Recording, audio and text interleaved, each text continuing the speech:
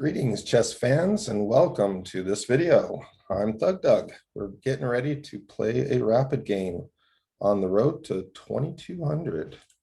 Let's get going. All right, here we go. A little volume here. Okay.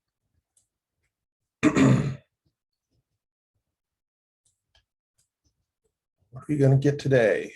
We're getting Scotch game. All right. Let's try something a little different.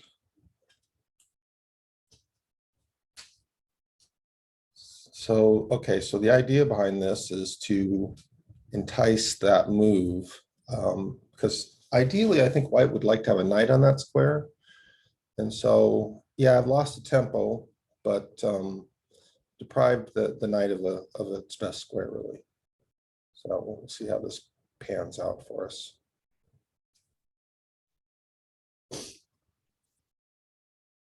Takes, I'm taking back.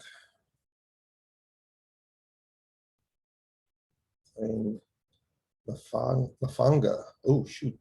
Good player, 2200. 205. All right, he's threatening knight takes knight and winning my bishop. So let's bring the bishop back and protect it.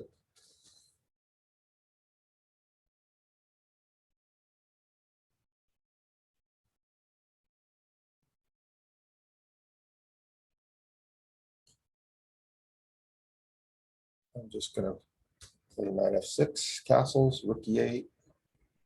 Hopefully get d5 in. Yeah, so let's put a little pressure on this center pawn here.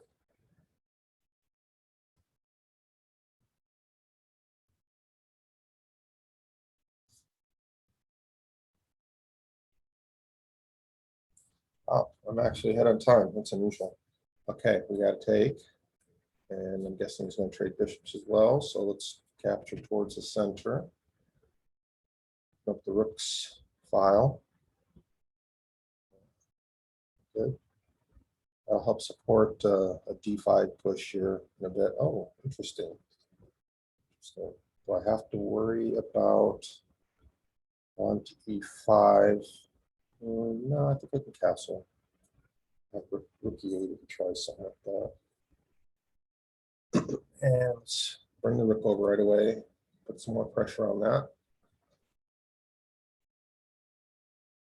Okay, now I think I'm ready to strike out with d5. This should give me equality here.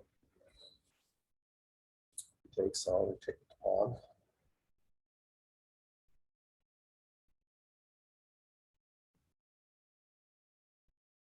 Figure out where's the best square for the bishop. Do I want to develop to the king side? Oh, interesting. He did not take. I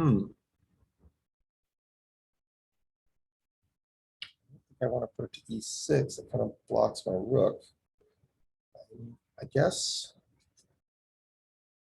fianchetto it.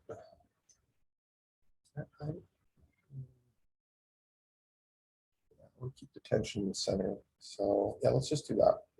Seems right.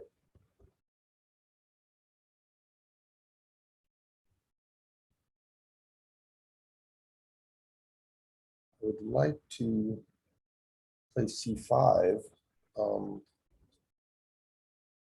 Honestly, I prefer to do it after there's a release on the tension in the center. So maybe I'll just connect my rooks for the moment. Where's the right square for that? And I could go all the way up to d6. Maybe there's more stuff going on the dark squares. Let's try that. Let's try that. I do have to be careful what the pawn for. It doesn't work right now. I've got control, so I think I'm okay. Okay, so it's probably at some point going to have to take some time out to play a3, just to you can't really put that rook in the center with that a pawn hanging. So I like that. I see my queen possibly hopping into f4. Try to drum up some inside activity. I don't think I want to play c5 yet, although it's possible. I'd love to be able to recapture the pawn if he trades. This is unusual being up on time here at this point in the game. I'm very happy about that. At some point, I'll probably want to sneak in some sort of a left for the king, either g6 or h6. I'm not sure which is better yet. Leaning towards, yeah, okay, so I kind of predicted that. That makes sense. Well, I want to stay flexible here.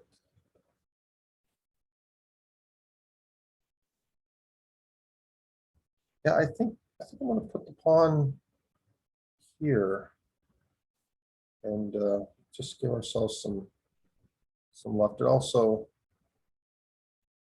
you know, takes away some squares from white. Oh boy. Okay, so this guy's really, he's playing well. He's just not releasing the tension, which makes good sense, and he's going to double. So do I double as well? It looks like I do. It looks like we're both doubling here. At some point going to be some big trades on the E file, it looks like. Now, does it take?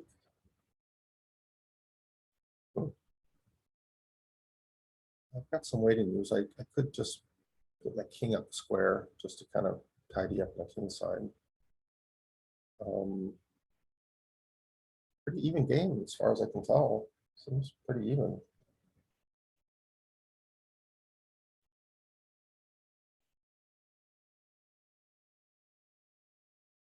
Who's going to blink first in the center?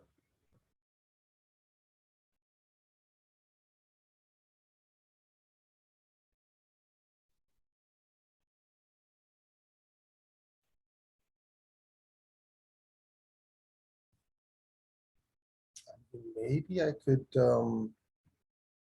convince him to release the tension by putting my bishop on a6. It is rook. Possibility. I really would prefer if he would just swap in the center. Double my pawns and activate my pieces.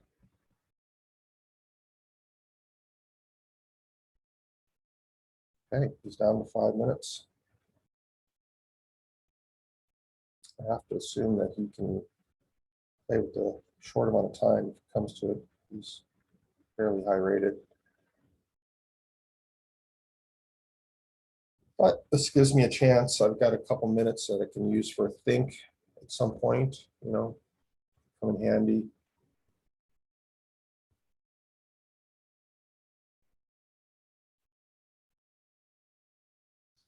Wouldn't be surprised if he just plays G3 here.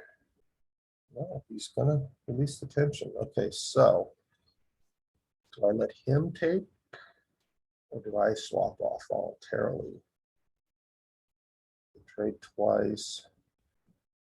Bishop goes there and then back, or I could just take him to the center and then let him trade and leave my queen in possession of the e-file. I think I'm just going to capture. I'm guessing there's not a ton of difference between the two variations. I have to worry about c4, or my bishop would be pinned there. Oh, I could do a swap twice, and then if I trade twice, then I could take the X. So I think I need to take a couple times, and then I can capture on c4 if I want to. Because there's no pin anymore when he recaptures with the bishop.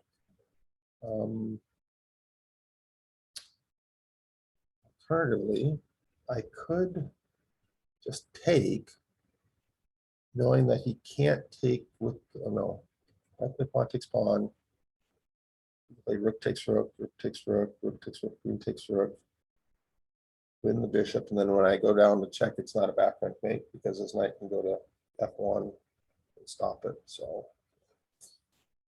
all right, so that means I need to trade.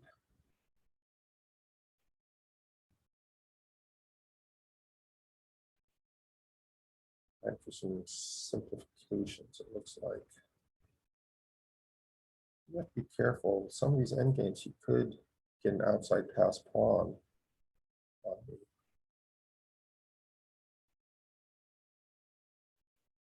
Okay, he's going to take the bishop. Probably. And I don't have to take, but I do think, well, the other possibility is I could just play c5 here and just continue to maintain the position. Although he could play his queen to d3 right here and pin my queen, so it will no longer be protected by a pawn. So I think I need to take. I think he's going to play. Okay, I do have some. I think that's fine. Now, how's he going to take back the knight? Knight would hit the queen. You know, yeah, that seems makes some sense. And then if I play queen up to d5, he's got bishop f3, so that would be bad.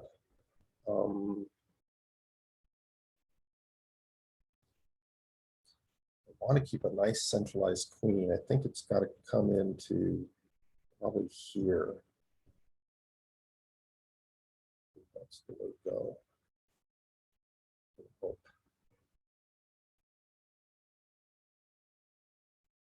Starting to look a little drawish, but yeah, until these queens get traded, anything could happen. By the time you start thinking of a draw, that's when you lose. So be careful there.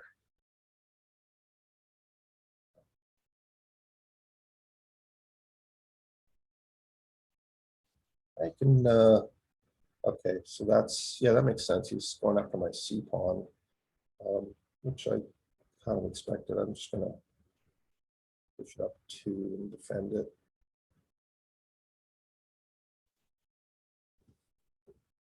Now, queen b3 maybe, hit the b pawn. That could happen.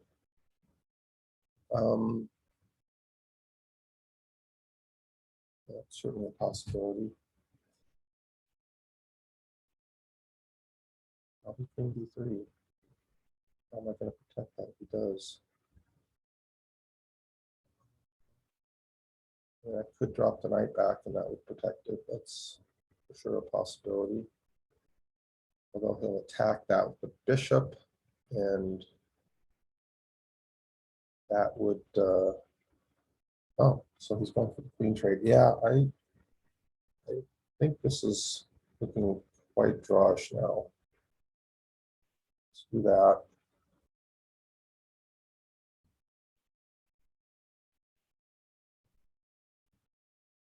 All right, do I activate the king now? Do I have to worry about knight coming to c4? Knight comes to c4, attacks that pawn, but I can drop the knight back and I'm in there. Well, problem is he's also going to have knight into d6. All right, let me think about this. So, say for example, king f8, knight c4, knight d7, knight d6, attacking bishop.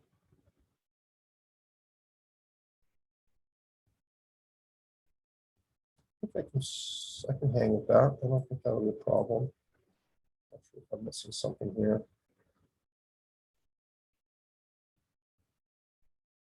I do want to make sure to keep the time situation under control here. I'm going to speed up even though I'm up on time. Absolutely no reason not to keep the potential winning on time is a way to win this game. You gotta use all resources in these kind of positions. So all right, so we're gonna go here. Doesn't have a convenient way to attack the knight, which is good. Yeah, I figured that. So bishop c6, just to keep everything nice and tidy and protected. Maybe I can advance my pawn to b5 and try and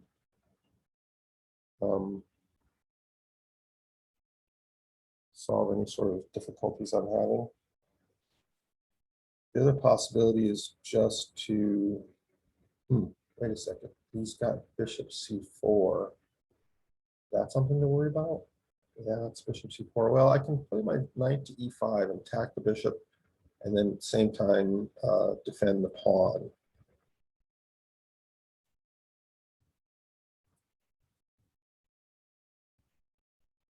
That's got to be the right move.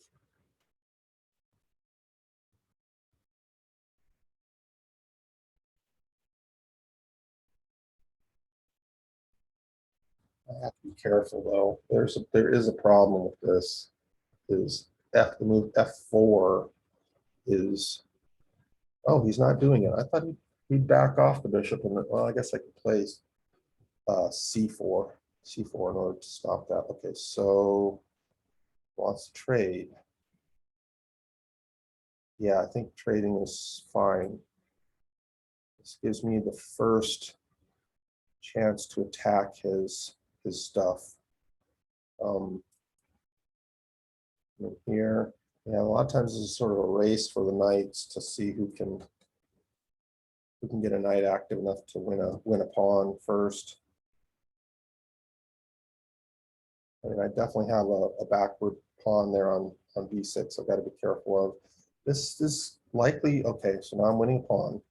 I'm feeling like I'm winning this game now. Even if I only win it on time, I think, yeah. Just have to be careful not to fall for some cheapo with the knight. Let's get the king over the, yeah, right here. Just stay active.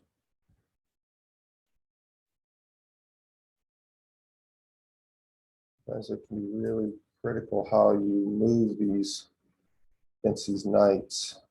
Okay, so I want to take away squares, really. It's all about taking away squares there. Okay.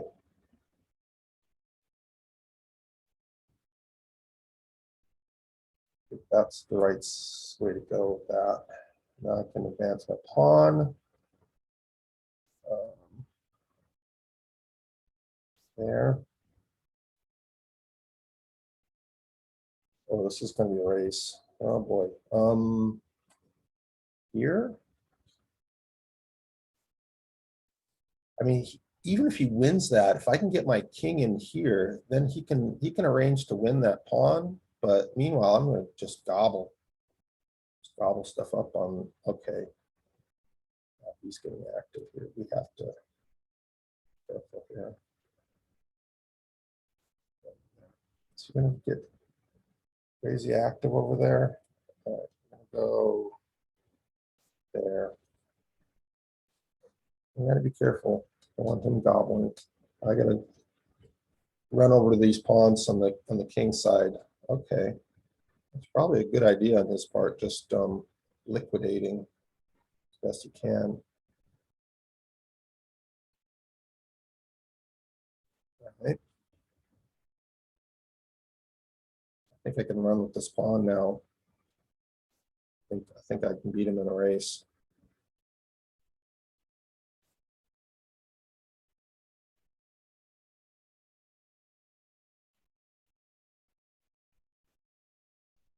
"38 seconds. Okay, no more messing around here. We gotta hustle. Double attack. Taking that. All right. That was really dumb. of me. I should. Okay, this is fine. I'm winning now. Yeah, that's gonna clean.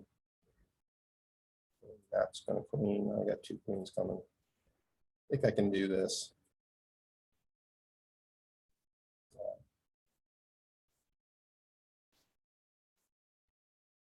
All right, let's finish this off. Always look for the easiest mate. Don't mess around.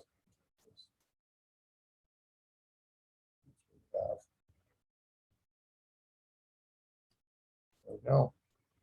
That's how you beat a 2200 player. All right, excellent. Let's take a peek here and see what we got here on the analysis. All right, so skip ahead here. I'm curious when we got into the situation in the center, what the evaluation was. And yeah, it's really even. I got a minus 0.2. Very even evaluation. And he did take, wants him to, the computer wants to trade there, but he didn't. Does that make a difference? Yeah, that's good for me. So I take twice. And then, oh, D4. Oh, wow. Yeah. Get a passed pawn that can be protected. That's a really nice advantage. I did not see that. That's very cool. I don't know. I was not in that mode there. I was more thinking about, the exchanges in the center and all that. But okay, that's a really good thing to know. Okay, guys, thank you very much. That was a fun game, exciting. Definitely getting closer to 2200. So yeah, that was awesome. I'll talk to y'all later. Bye-bye.